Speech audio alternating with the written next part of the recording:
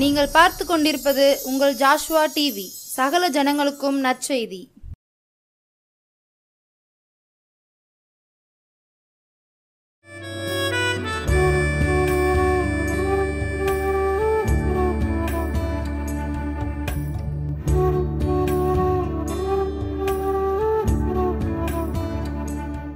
ஆண்டவரும் இரட்சகருமாகிய இயேசுவின் நாமத்தினாலே ஜாஷ்வா டிவி நேயர்கள் அனைவருக்கும் அன்பின் சமாதான வாழ்த்துக்களை தெரிவித்துக் கொள்கிறேன். மற்றும் ஒரு நற்செய்தி நேர நிகழ்ச்சியில் உங்களை சந்திப்பதில் பெருமகிழ்ச்சி அடைகிறேன். இந்த நாளிலும் கர்த்தர் நம்மோடு பேசும்படியாக கண்களை மூடி ஜெபிப்போமா? அப்பா பிதாவே, உம்மை துதிக்கிறோம் ஆண்டவரே, சோத்தரிக்கிறோம். நீங்கள் நல்லவரும் நன்மை செய்கிறவருமாய் இருக்கிறீர் ஆண்டவரே. உமக்கு நன்றி செலுத்துகிறோம். இந்த நாளிலும் ஆண்டவரே, ஆசையோடு வாஞ்சையோடு ஆசீர்வாதத்துக்காக ஏங்கி நிற்கிற உங்கள் பிள்ளைகளோடு நீர் பேசும், நீர் மகிமைப்படும். ஜெபங்கேளும் நல்ல பிதாவே, ஆமேன் ஆமேன். இந்த நாளிலும் தேவன் உங்களோடு பேசும்படியாக கொடுத்த தலைப்பு கர்த்தரை நம்புகிறவன். கர்த்தரை நம்புகிறவனுக்கு என்னென்ன நன்மைகளெல்லாம் கிடைக்கும், என்னென்ன ஆசீர்வாதங்கள் கிடைக்கும் என்று சொல்லி வேதத்திலிருந்து சில காரியங்களை நாம் பார்க்க இருக்கிறோம். வேதத்திலிருந்து யாரெல்லாம் கர்த்தரை நம்பினார்கள், அவர்கள் எப்படியெல்லாம் கர்த்தர் கரத்திலிருந்து நன்மையை பெற்றுக்கொண்டார்கள் என்று சொல்லிக்கூட சில காரியங்களை நாம் பார்ப்போம். கர்த்தரை நம்ப வேண்டும். ஆண்டவராக இயேசு கிறிஸ்துவை நான் என்ன செய்யணும்? நம்ப வேண்டும். அவரால் என் வாழ்க்கையில் எல்லாவற்றையும் செய்ய முடியும். அவருக்கு எனக்கு எல்லாவற்றையும் செய்து முடிப்பார். என் பிள்ளைகள் காரியத்தை பார்த்து கொள்ளுவார், என் கணவனுடைய காரியத்தை பார்த்து கொள்ளுவார், எனக்கு இந்த காரியத்தில் கர்த்தர் நிச்சயமாய் வெற்றியை தருவார் என்று சொல்லி கர்த்தரை நீங்கள் என்ன செய்யணும்? நம்பணும். கர்த்தரை நீங்கள் நம்பினாலே, இயேசுவை நீங்கள் நம்பினாலே எப்படிப்பட்டவர்களாம்? பாக்கியவான்கள். எல்லாம் பாக்கியவான்களாக என்ன? எல்லா ஆசீர்வாதமும் நிறைந்து ஒரு பூரணராக நீங்கள் இருப்பீங்க. பாக்கியசாலிகள், பிளஸ்டு பீப்புளாக நீங்கள் இருப்பீங்கன்னு சொல்லி வசனம் சொல்லுகிற. அதுக்கு தானே நீங்கள் எல்லோரும் வாஞ்சிக்கிறீங்க. நான் எல்லா நன்மைகளும் பெற்று என்னை பார்க்குறவங்கெல்லாம் இவா ஆசீர்வதிக்கப்பட்டவள், இவள் பாக்கியவதி, இவன் பாக்கியவான் அப்படின்னு சொல்லணும்னு சொல்லி நீங்கள் ஆசைப்படுகிறீர்கள் அல்லவா? வசனம் சொல்லுகிறது நீதிமொழிகள் 16:20 கர்த்தரை நம்புகிறவன் பாக்கியவான். அப்பனா நீங்கள் எல்லா ஆசீர்வாதங்களும் எல்லா நன்மைகளையும் பெற்றுக்கொள்ள வேண்டுமானால், எல்லாவற்றிலும் நீங்கள் குறைவில்லாமல் பூரணராய் இருக்க வேண்டும் என்றால் நீங்கள் என்ன செய்ய வேண்டும்? கர்த்தரை நம்ப வேண்டும் என்று சொல்லி வசனம் சொல்லுகிறது. கர்த்தரை நம்பும் பொழுது உங்கள் எல்லாவற்றிலும், ஆவிக்குரிய வாழ்க்கையிலும் பூலோகத்துக்குரிய வாழ்க்கையிலும் எல்லா நன்மைகளையும் பெற்று பாக்கியவான்களாக பாக்கியவதிகளாக நீங்கள் இருப்பீர்கள். அடுத்து நம்ம பார்த்தோம்னா, கர்த்தரை நம்புகிறவர்கள் என்றென்றைக்கும் அசையாமல் நிலைத்திருக்கும் சியோன் பர்வதத்தை போல் இருப்பார்கள் என்று சங்கீதம் 125:1 சொல்கிறது. நீ கர்த்தரை நம்புகிறீர்கள் அல்லவா? ஆனால் உங்கள் வாழ்க்கையில் ஏதோ ஒரு சூறாவளி காற்று, ஒரு புயல் அடிக்கும் பொழுது, ஒரு கொந்தளிப்பு நடக்கும் பொழுது நீங்கள் அதில் காரியத்தில் விழுந்து விடாதபடிக்கு நீங்கள் அசையாமல் ஸ்ட்ராங்காக நீங்கள் நிலைத்திருக்கும்படி கர்த்தர் உதவி செய்வார். ஏனென்றால் நீங்கள் கர்த்தரை நம்புகிறீர்கள் அல்லவா? அதனால் அசையாமல் நிலைத்திருக்கும் ஒரு பெரிய மலையை போல நீங்கள் ஸ்ட்ராங்காக இருப்பீங்க. ஒரு பிரச்சனைகள் பாடுகள் வரும் பொழுது மற்றவர்களை பார்த்து நினைப்பார்கள், இவர்களுக்கு இப்படிப்பட்ட ஒரு பிரச்சனை வந்துவிட்டதே, அவ்வளவுதான், இவர்கள் விழுந்து விடுவார்கள் என்று சொல்லி பார்த்திருக்கிறவர்கள் முன்பாதாக தேவன் உங்களை என்ன செய்வார்? அசையாமல் நிலைத்து நிற்கும் சீயோன் பர்வதத்தை போல நிலைத்திருக்க பண்ணுவார். ஏனென்றால் நீங்கள் கர்த்தரை நம்புகிறீர்கள் அல்லவா? அதனால் தேவன் உங்கள் வாழ்க்கையில் அப்படி செய்வார். கர்த்தரை நம்புங்கள், பாக்கியவானாக இருப்பீர்கள். அசையாமல் நிலைத்திருக்கும் பர்வதத்தை போல நீங்கள் இருப்பீர்கள், வாழ்க்கை இருக்கும் என்று வசனம் சொல்லுகிறது. அடுத்ததாக கர்த்தரை நீங்கள் நம்புகிறதுனால உங்களுக்கு என்ன நன்மை கிடைக்கும் அப்படின்னு பார்த்தோம்னால், சங்கீதம் 17:7 இப்படியாக சொல்லுகிறது. சங்கீதம் 17:7 கர்த்தரை நம்புகிறவர்களை அவளுக்கு விரோதமாய் எழும்புகிறவர்களிடம் இருந்து காப்பாற்றுகிறார் அப்படின்னு சொல்லி வசனம் சொல்லுகிறது. சங்கீதம் 17:7 உம்மை நம்புகிறவர்களை, யாரை? கர்த்தரை நம்புகிறவர்களை உங்களுக்கு விரோதமாய் எழும்புகிறவர்கள் நின்று ஆண்டவர் என்ன செய்தாராம்? வலது கரத்தினால் தப்புவித்து ரட்சிக்கிறாராம். அதனால் நீங்கள் எல்லா சூழ்நிலையிலும் இயேசுவை நம்புங்கள், கர்த்தரை நம்புங்கள். அவரை நம்பும் பொழுது எதிர்பாராத விதமாக அநேக மனிதர்கள், மனுஷிக வல்லமைகள், சத்துரு யாரை கொண்டாகிலும் அநேக மனிதர்களை உங்களுக்கு உங்களுக்கு எழுப்பிவிட்டு அவர் உங்களை உடைத்து நொறுக்க வேண்டும், உங்கள் வாழ்க்கையை அழித்து விட வேண்டும் என்று திட்டம் தீட்டியிருந்தாலும் நீங்கள் கர்த்தரை நம்புகிறீர்கள் அல்லவா? கர்த்தர் என்ன செய்வாரா? அவர் விரோதமாய் எழும்புகிறவர்களிடம் இருந்து அவருடைய வலது கரத்தினால் உங்களை தப்புவித்து ரட்சிப்பாரா. யாருமே உங்களை காப்பாற்ற முடியாத ஒரு சூழ்நிலையில் தான் நீங்கள் காணப்படலாம். இந்த சூழ்நிலையிலிருந்து யார் என்னை காப்பாற்றுவார்? இந்த 4 சுவர்களுக்குள்ளதாக நான் படுகிற கண்ணீர், வேதனை, பாடுகள், எவ்வளவு நான் பாதிக்கப்பட்டுள்ளேன், எவ்வளவு அடிக்கப்படுகிறேன், நொறுக்கப்படுகிறேன் என்று சொல்லி கண்ணீர் வடிக்கிறீர்களா? உங்களை எதிரிகளிடமிருந்து காப்பாற்றி வலது கரத்தினால் தப்புவித்து ரட்சிக்கிற ஒரு தேவன் இருக்கிறார். நீங்கள் செய்ய வேண்டிய ஒரே ஒரு காரியம், கர்த்தரை நம்ப வேண்டும், கர்த்தரை நம்ப வேண்டும். கர்த்தர் என்னை இந்த சூழ்நிலையிலிருந்து என்னை தப்புவிப்பார் என்று சொல்லி நீங்கள் அவரை நம்பும் பொழுது அவர் நிச்சயமாய் உங்களை காப்பாற்றுவார். அவருடைய வலது கரத்தினால் தப்புவித்து ரட்சிப்பார். தாவீது கூட அப்படித்தான். தாவீது ஒரு நல்ல ஒரு தேவதாசன், கர்த்தரால் அபிஷேகம் பண்ணப்பட்டவன், அவனில் ஒரு குற்றமும் இல்லை. ஆனாலும் சவுல் அவன் என்ன செய்கிறான்? வேட்டையாட தொடர்ந்து ஓடி வருகிறான். குகைகளிலும், கெபிகளிலும், வனாந்தரங்களிலும், காடுகளிலும் அலைந்து ஓடிக்கொண்டிருக்கிறான். எல்லா சூழ்நிலைகளிலும் தாவீது கர்த்தரை நம்புகிறான். கர்த்தர் என்னை காப்பாற்றுவார் அப்படின்னு சொல்லி நம்புகிறான். அப்படி ஒரு நாட்களில் சவுல் பக்கத்தில் வந்து விட்ட பொழுதும் அவர்களுக்கும் கொஞ்சம் தூரம் மட்டும் இருக்கும் பொழுது கூட அங்கிருந்து தாவீது வேலைக்காரன் வந்து சவுளுடைய சால்வையை, அவருடைய தலைமாட்டிற்கு செம்பையை எடுத்துக்கொண்டு செல்கிறார்கள். ஏனென்றால் அவன் தாவீது கர்த்தரை நம்புகிறான். அதனால் அவனுக்கு விரோதமாய் எழும்புகளிடமிருந்து ஆண்டவரே என்ன செய்கிறார்? இறங்கி வந்து அவருடைய வலது கரத்தினால் தாவீதை தப்புவித்து ரட்சிக்கிறார். தேவன் தாவீது மேல் கொண்டிருந்த திட்டத்தை அங்கு நிறைவேற்றுகிறான். வாழ்க்கையில் கஷ்டங்கள் தான், காரணமில்லாத ஒரு பிரச்சனைகள், பாடுகள் வழியாக அவன் என்ன செய்கிறான்? உடைக்கப்பட்டு நொறுக்கப்பட்ட சூழ்நிலையில் அவன் கடந்து போக வேண்டிய சூழ்நிலைகள் இருக்கும்போதெல்லாம் கர்த்தரே நம்பி இருக்கிறான், கர்த்தர் மேல் நம்பிக்கையாக இருக்கிறான். அதனால் கர்த்தர் அவனை எல்லா விரோதிகளுக்கும் என்று என்ன செய்கிறார்? காப்பாற்றி வலது கரத்தினால் அவனை ரட்சித்து அவனை விடுதலை பண்ணி பின் நாட்களில் அவனை ராஜாவாக உயர்த்தி வைக்கிறார். பிரியமானவர்களே, கர்த்தரை நம்பும் பொழுது ஒருவேளை உங்களுக்கு விரோதமாக பல மனிதர்கள் எழும்பி இருக்கலாம். குடும்பத்திலே, வேலை பார்க்கும் இடத்துல, ஒருவேளை நீங்கள் படிக்கிற பிள்ளைகளாக இருக்கலாம். அவர்கள் கூட தவறான நண்பர்கள், நீங்கள் இந்த தவறான காரியத்தில் அவர்களோடு உடன்படாதனால உங்களுக்கு விரோதமாக அநேக காரியங்களை உங்கள் பெயரை கெடுக்கும்படியாக செய்து கொண்டிருக்கலாம். நீங்கள் கர்த்தரை நம்புங்கள். நான் உங்களையே நம்பி இருக்கிறேன் ஆண்டவரே என்று சொல்லி அவர் பாதத்தில் விழுங்கள். அவர் என்ன செய்வாரா? அவருடைய வலது கரத்தினால் உங்களை தப்புவித்து ரட்சிப்பார் அப்படின்னு சொல்லி எங்கள் வசனம் சொல்லுகிறது. ஒரு அருமையான மகள் திருமணமாகி அவள் கணவன் வீட்டுக்கு செல்லுகிறாள். நன்றாக ஜெபிக்கிற மகள், நல்ல ஒரு பரிசுத்தமான ஒரு அபிஷேகம் பண்ணப்பட்ட மகள். அவளுடைய கணவரும் ஒரு ஆண்டவரை அறிந்தவள், ஒரு கிறிஸ்தவ குடும்பம். அங்கு செல்லுகிறாள். அங்கு போன பிறகுதான் தெரிகிறது அவருடைய கணவர் ஒரு போதை பழக்கம் இருக்கிறது என்று சொல்லி அவர்கள் ஆலயத்துக்கும் அந்த குடும்பத்துக்கும் சம்பந்தமே கிடையாது. அவர்கள் ஜோசியம் பார்ப்பதிலும் நாள் பார்ப்பதிலும் அப்படி காரியங்கள் எல்லாம் வித்தியாசமாக இருக்கிறது. இவள் ஜெபிக்கிறதனால் இன்னும் வெறுக்கிறார்கள். இவள் கொஞ்ச நாள் அவளுடைய சத்தத்தை உயர்த்தி அவளுடைய வாதாடி பார்த்து எவ்வளவோ தன்னுடைய நியாயத்தை இவள் சொல்லுகிறாள். இவளை அநேக காரியங்களில் குற்றப்படுத்துகிறார்கள். இவளை தனிமைப்படுத்தி அவளை சித்திரவதைப்படுத்துகிறார்கள். கணவன் குடும்பத்தாரும் இணைந்து.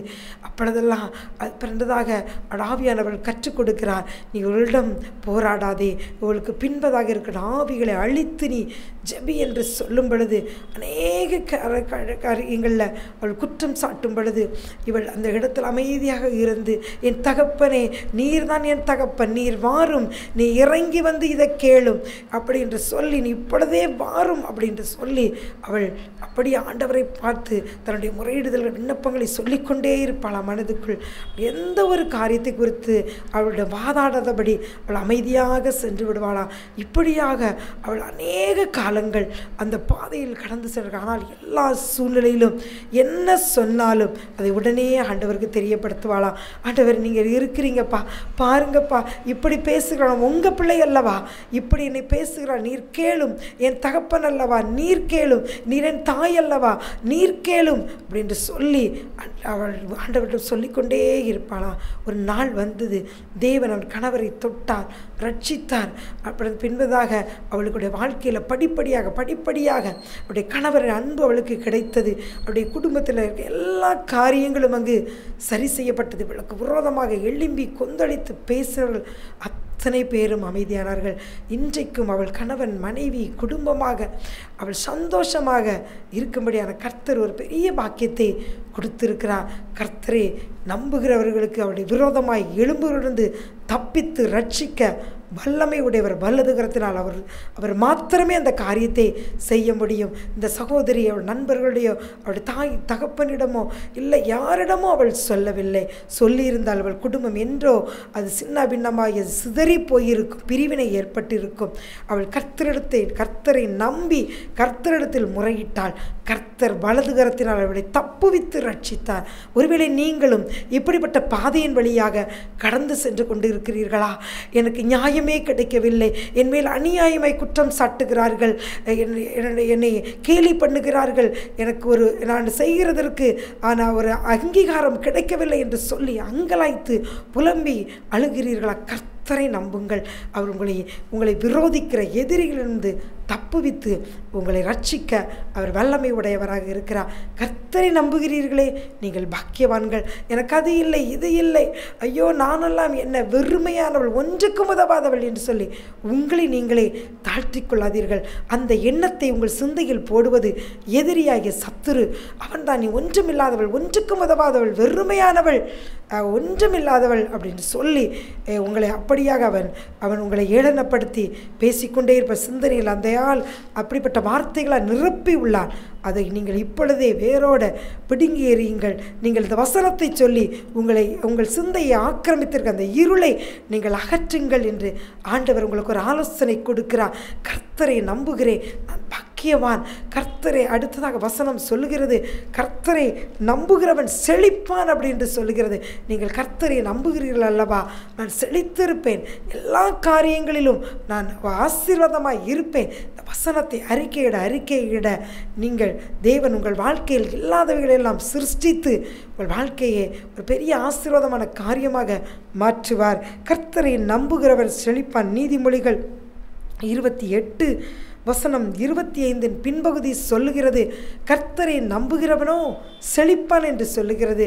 பிரியமானவர்களை, நீங்கள் கர்த்தரை நம்ப அவர் உங்கள் வாழ்க்கையை செழிக்க பண்ணுவார். வேதத்தில் கூட நாம் பார்த்தோம்னால் ஆபிரகாம் நாம் எல்லாருக்கும் தெரிந்த ஒரு விசுவாசிகளின் தகப்பன்.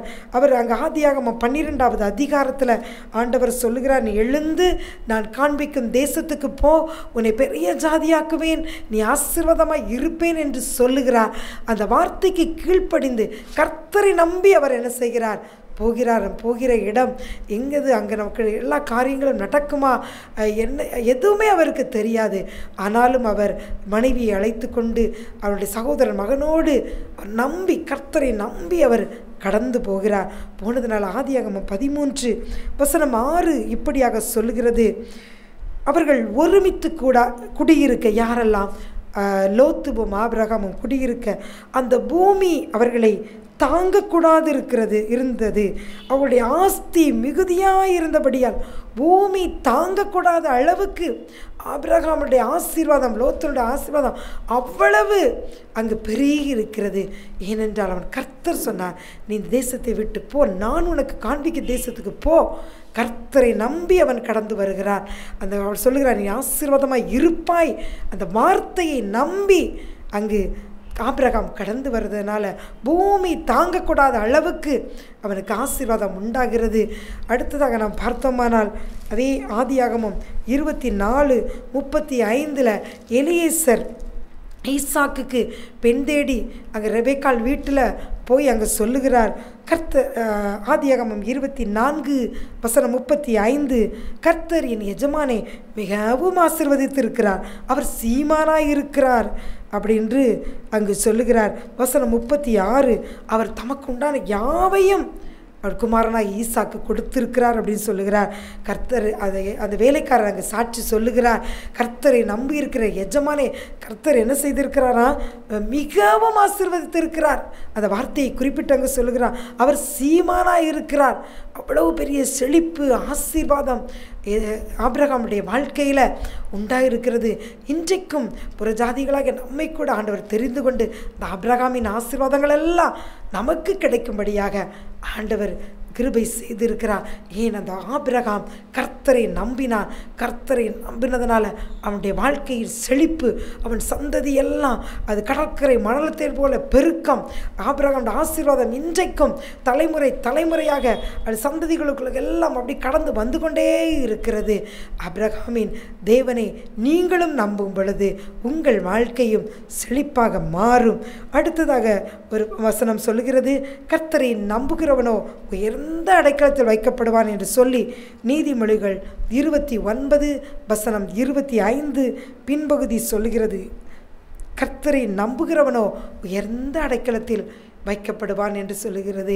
ஒருவேளை நீங்கள் எளிமையான சூழ்நிலையில் ஒரு நடுத்தர குடும்பத்தில் எந்த ஒரு பேக்ரவுண்டு இல்லாதபடி நீங்கள் இருக்கலாம். என் வாழ்க்கையெல்லாம் இப்படி உயருமா, என் பிள்ளைகள்லாம் படித்து இப்படி முன்னேறி வருவார்களா, என் வாழ்க்கை நான் விரும்பினபடி எல்லாம் இருக்கக்கூடியதாக ஒரு நல்ல வீடு வாகனம், என் பிள்ளைகள் உயர்ந்த படிப்பு, என் சந்ததியெல்லாம் ஆண்டவருக்கென்று பிரகாசிக்கணும், இப்படியெல்லாம் இருப்பார்களா அப்படின்னு சொல்லி ஒருவேளை நீங்களும் பல கேள்விகளோடு ஏக்கங்களோடு இருக்கலாம். கர்த்தரை நம்புங்கள். வசனம் சொல்லுகிறது, கர்த்தரை நம்புகிறவனோ உயர்ந்த அடைக்கலத்தில் வைக்கப்படுவான் என்று சொல்லி. அதனால் நீங்கள் உங்களுக்கு ஏதுவான உங்களுடைய மற்ற காரியங்களை நீங்கள் நம்பாதபடி இயேசுவை மாத்திரம் நீங்கள் நம்பும் பொழுது, நம்பி உங்கள் காரியங்களை செய்யும் பொழுது உள்ளங்களை ஆராய்ந்தறிகிற தேவன், இருதயத்தை உற்று கவனிக்கிறவர், என் பிள்ளை என்னை நம்புகிறாளே, இந்த மகள் என்னை நம்புகிறாளே, இவள் வாழ்க்கையை, இவளுடைய பிள்ளைகள் வாழ்க்கையில் நான் அற்புதம் செய்வேன், இவள் வாழ்க்கையை நான் உயர்த்தி வைப்பேன், இவள் உயர்ந்த அடைக்கலத்தில் வைக்கும்படி அவளை ஆசீர்வதிப்பேன் என்று சொல்லி கர்த்தரே கடந்து வந்து உங்கள் பிள்ளைகளை, உங்கள் சந்ததிகளை, உங்கள் வாழ்க்கையில் கையில் எடுப்பார். உங்கள் வாழ்க்கையை அது அநேகருக்கு பிரயோஜனமாக, அது ஒரு மலை மேல் இருக்கிற பட்டணமாக உயர்ந்த அடைக்கலத்தில் கர்த்தர் யாரும் அறியாதபடி யாராலையும் செய்ய முடியாத அந்த ஒரு பெரிய காரியத்தை கர்த்தர் உங்கள் வாழ்க்கையில் செய்து முடிப்பார். கலாத்தியர் 1:1 சொன்னது போல, மனுஷராலும் அல்ல, மனுஷர் மூலமாயும் அல்ல, இயேசு கிறிஸ்துவினாலே இது நடந்தது என்று பவுல் சொன்னது போல, எந்த மனுஷனாலும் அல்ல, இந்த மனுஷர் மூலமாக என் பிள்ளைக்கு இப்படி படித்து நான் இப்போ இந்த வேலைக்குள்ளதாக சென்று கடத்தி விடலாமோ, அவளை அனுப்பிவிடலாமோ, அவனை அனுப்பிவிடலாமோ, இவர் எங்களுக்கு உதவி செய்வார், இவர் இந்த இடத்துல ஒரு நல்ல பொசிஷனில் என் உறவு இருக்கிறதுனால அவர்கள் வழியாக என்னுடைய பிள்ளைகள் வாழ்க்கை இப்படி ஆசீர்வதிக்கப்பட்டுவிடும், இல்லை நான் அந்த இடத்துல அவர்களுடைய என்னுடைய உறவுகள், இல்லை எனக்கு தெரிந்தவர்கள், என் நண்பர்கள் அவர்கள் ஒரு உயர்ந்த பதவியில் இருப்பதனால் அதை பயன்படுத்தி என் வாழ்க்கையில் நான் ஒரு உயர்வுக்கு வந்து விடலாம் அப்படின்னு சொல்லி நீங்கள் நினைக்கிறீர்களா? உங்கள் எண்ணத்தை நீங்கள் அகற்றி விடுங்கள். வசனம் சொல்லுகிறது, மனுஷராலும் அல்ல, மனுஷர் மூலமாய் அல்ல, இயேசு கிறிஸ்துவினாலே ஆகும் உங்கள் வாழ்க்கையில். அவரை நீங்கள் நம்புங்கள், இயேசு கிறிஸ்துவை நம்புங்கள். அவரை நம்பி நீங்கள் காரியத்தை நீங்கள் செய்யும் பொழுது அவரிடம் கேட்டு எப்படி செய்ய வேண்டும் என்று நீங்கள் சென்று கொண்டே இருக்கும்போது ஆண்டவரே உங்களை உயர்த்துவார். அவர் உயர்ந்த அடைக்கலத்தில் வைப்பார். தாவீதும் கர்த்தரை நம்பினான். நாளுக்கு நாள் அவன் விருத்தி அடைந்தான். அவள் வாழ்க்கையில் உயர்வு. அதே போல தேவன் உங்கள் வாழ்க்கையும் உயர்த்துவார். இப்படி ரூத்து கூட வேதத்தில் பார்த்தோமானால் அவள் சொல்லுகிறாள், அந்த ரூத்தோட மாமி நகோமி, நீ உன் தேசத்துக்கு திரும்பிப்போ, என்னால் உனக்கு ஒன்றுமே செய்ய முடியாது, பிரயோஜனமே என்னை வைத்து உனக்கு இல்லை என்று சொன்ன பொழுது கூட அவள் சொல்லுகிறாள், உம்முடைய ஜனம் என்னுடைய ஜனம், உம்முடைய தேவன் என்னுடைய தேவன் என்று சொல்லி யெகோவா தேவன் மேலே அவள் நம்பிக்கை வைத்து கடந்து வருகிறாள்.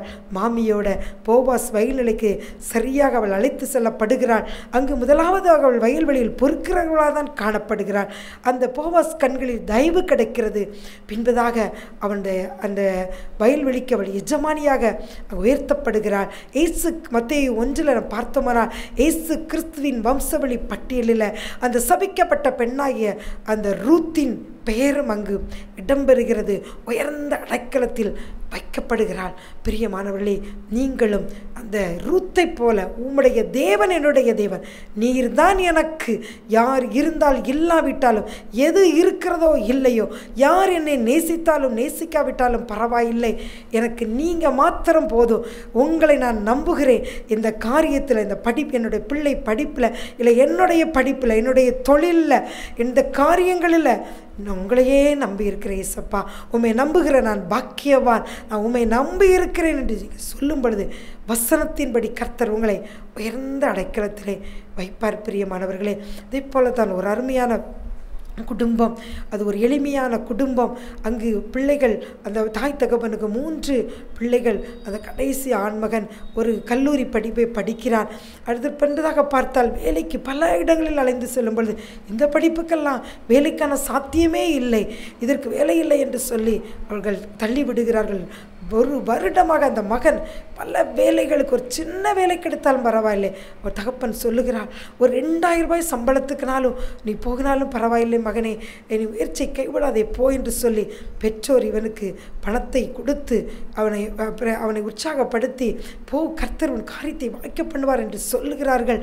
கர்த்தரை நம்பி இருக்கிறோம், கர்த்தர் நிச்சயமாக நன்மை செய்வார் என்று சொல்லி தாய் தகப்பன்மார் அவனை உற்சாகப்படுத்துகிறார்கள். அப்படியாக அந்த மகனும் போராடி அவன் பல பல நிறுவனங்களை அவன் போய் பார்த்து அவன் இன்டர்வியூகளை அட்டன் பண்ணி வேலை கிடைக்காத சூழ்நிலையில் மனம் தளரவில்லை. அவனும் ஒரு நண்பதாக கர்த்தரை தேடுகிற மகன், கர்த்தர் மேல் நம்பிக்கை வைத்து அவனுக்கு ஒவ்வொரு நாளும் கடந்து செல்லும் போது ஒரு நாள் கர்த்தருடைய வேலை வந்தது. ஒரு பெரிய நிறுவனத்தில் அவன் நினைத்தே பார்க்கவில்லை, கர்த்தர் ஒரு வேலையை கொடுத்து அதன் மூலமாக பின்பதாக அந்த குடும்பத்தையே தேவன் உயர்த்தி, அந்த மகனையும் உயர்த்தி அநேகருக்கு ஆசீர்வாதமாக. இவர்கள் வாழ்க்கையில் இது எப்படி ஏற்பட்டது? இவர்களுக்கு உதவி செய்யவோ இவர்களுக்கு வழிகாட்டவோ யாருமே இல்லை. ஆனால் இவர்கள் தாய் தகப்பன் ஆண்டவரை நேசிக்கிறவர்கள். இந்த பையனும் கூட ஆண்டவரே, பரிசுத்தமான ஒரு பையன், நல்ல வாலிப பையனாக இருந்தாலும் ஆலயத்தை நேசிக்கிறவன், எந்த ஒரு தவறான நண்பர்களோடும் பழக மாட்டான். ஆனால் கர்த்தரே இவனை உயர்த்தி வைத்திருக்கிறார் என்று மற்றவர்கள் எல்லாம் பார்த்து ஆச்சரியப்படுவதற்கு கர்த்தரை நம்பின அந்த குடும்பத்தை இன்று உயர்ந்த அடைக்கலத்தில் வைத்திருக்கிறார். உங்களையும் உங்கள் பிள்ளைகளையும் கூட கர்த்தர் இப்படியாக உயர்ந்த அடைக்கலத்தில் வைப்பார். கர்த்தரை நம்புங்கள், அவர் வசனத்தை அறிக்கையிடுங்கள், ஆண்டவரோடு உறவு கொள்ளுங்கள், அவர் நிச்சயமாக உங்களை உயர்த்துவார். கர்த்தரை நம்புகிற நீங்கள் செழிப்பீர்கள், கர்த்தரை நம்புகிற நீங்கள் பாக்கியவான், கர்த்தரை நம்புகிற நீங்கள் உயர்ந்த அடைக்கலத்தில் வைக்கப்படுவீர்கள். அப்படியே ஜெபிப்போமா? அப்பா பிதாவே, உம்மை துதிக்கிறோம் ஆண்டவரே, சோத்தரிக்கிறோம். நல்லவரே, நன்மை செய்கிறவரே ஆண்டவரே, தகப்பனே, நான் உண்மையே நம்பி இருக்கிறேன். ஆனாலும் என் வாழ்க்கையில் இப்படிப்பட்ட காரியங்கள் எதிர்மறையாக நடந்து கொண்டு இருக்கிறதே. அநேகர் என்னை பார்த்து கேள்விகள் கேட்கிற இடத்துல நான் அவமானப்பட்டு தலைகுனிந்து நிற்கிறேன் என்று சொல்லி வேதனையோடு கண்ணீரோடு பார்த்து கொண்டிருக்கிற பிள்ளைகளை கர்த்தர் உயர்த்துவீராக. வசனம் சொல்லுகிறதே, கர்த்தரை நம்புகிறவன் பாக்கியவான், உயர்ந்த அடைக்கலத்தில் வைக்கப்படுவான் என்று சொல்லியிருக்கிறீரே.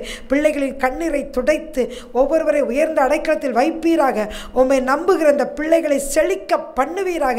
ஆவிக்குரிய வாழ்க்கையிலும் உலக பிரகாரமான வாழ்க்கையிலும் ஆண்டவரே அவர்களை மிகவும் ஆசீர்வதிப்பீராக, பெரியவர்கள் ஆக்குவீராக. ஆண்டவரே, உலகத்தில் இருக்கிறவர்கள் இவர்களுக்கு இயேசு பெரியவர் என்று சொல்லி ஒவ்வொருவரும் கண்டுகொள்ளட்டும். இவர்கள் கர்த்தரை நம்புகிறவர்கள், அதனால் இவர்கள் அசையாமல் நிலைத்திருக்கிறார்கள் என்று சொல்லி ஒவ்வொருவரும் சாட்சி சொல்லுகிற அளவிற்கு ஒவ்வொருவரை ஆசீர்வதித்து உயர்த்தும். இயேசுவின் நாமத்தினாலே ஆசீர்வதித்து ஜெபிக்கிறேன். ஜெபம் கேளும் நல்ல பிதாவே, ஆமென்.